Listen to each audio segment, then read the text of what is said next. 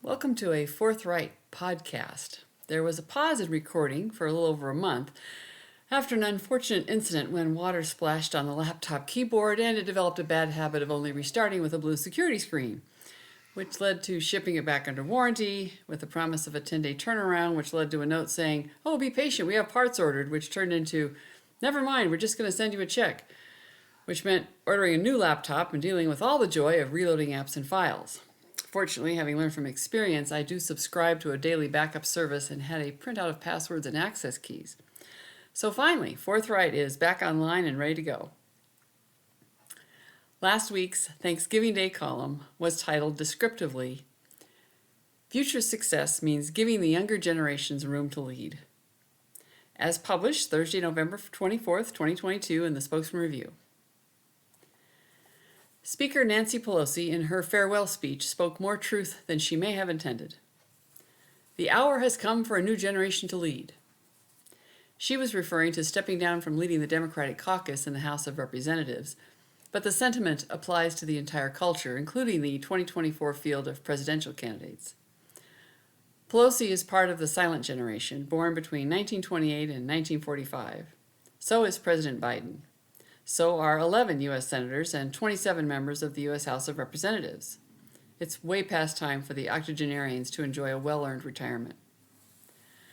But it's the boomers born between 1946 and 1964 who dominate, accounting for 68 senators and 229 representatives. The 117th U.S. Congress was the oldest ever, with a median age of 60 at a time when the country has a median age of 38. It's a classic setup for a succession failure. The surest way to compromise a multi-generational farm is for Grandpa to keep on making all the decisions while his adult children and grandchildren grow increasingly discouraged and drift away. A smart farmer starts handing over the reins while he's still around to advise and knows when it's time to play more golf. That was the image that came to mind when the New York Post trolled Donald Trump last week with a front page below-the-fold banner, "Florida man makes announcement, page 26." and referred to him as an avid golfer and retiree. Trump is only 6 months shy of being part of Biden's silent generation, just barely making it into the boomer ranks with a June 1946 birthday. And it's time for him to be playing more golf.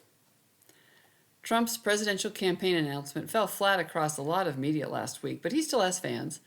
One boomer on Facebook responded to the suggestion it was time to hand over the reins by scoffing at the abilities of the next generation to pick them up. Gen X, still flitting through life. Millennials, they get their news from TikTok. Gen Z, what the heck are they even doing? Well, they aren't discussing politics with the boomers still hanging out on Facebook. If they aren't ready, whose fault is that? Looking at us, boomers. Every election in this century, pundits write pieces bemoaning a lack of enthusiastic participation by young people in elections. It shouldn't be a surprise. They haven't been brought into the process. There's a growing movement. Okay, full disclosure here, I'm trying to start a movement to pledge never to vote for anyone over 70. In the age where expressing an opinion makes you some kind of an ist, I've been called ageist. I'm not quite 70 yet, but I can see it from here, so that attempt at a slur is in itself ageist. I'm definitely an opinionist, and in my humble opinion, we have a problem coming if we don't make room for the next generation to start picking up responsibility. It's not just a political problem, it's a problem in every civic institution we rely on for a healthy community. It's often easier for the old hands to keep making out the schedule or taking care of business at the neighborhood council or the fire district or any local community organization. But we really do need to wake up all hands and get them on deck. Too often, an older generation doesn't realize the only way for the next generation to step up is for them to step back. The tension can break out in a hostile takeover of the Thanksgiving turkey preparation by a frustrated millennial, or a dismissive eye roll from a boomer over a pie that just wasn't as good as Grandma could bake. So here's hoping your Thanksgiving Day experience embraced both long-standing tradition and the beginning of new ones. That beginning pie maker will get better with practice, given space and support to try.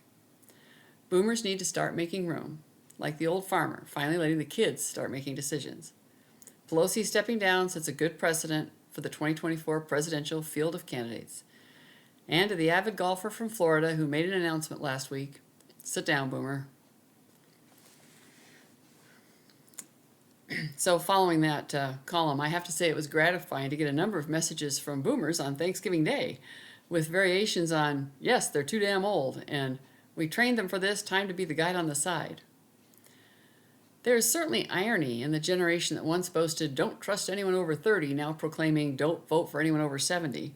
Like Roger of Spokane, who said, I volunteer to be the first member of your Nobody Over 70 movement. This is something I've been thinking about ever since renewing my EMT certification this year. It expires in 3 years, and in just barely over 3 years, I will turn 70.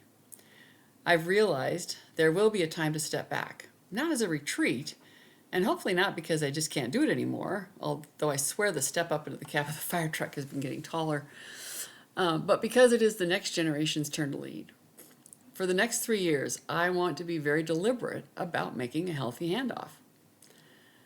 Then in that column, there were the not-so-subtle digs at former President Trump's announcement of his intention to run again in 2024, and I don't want him to.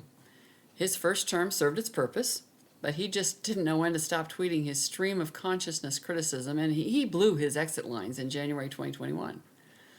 Best reason to elect him to a second term?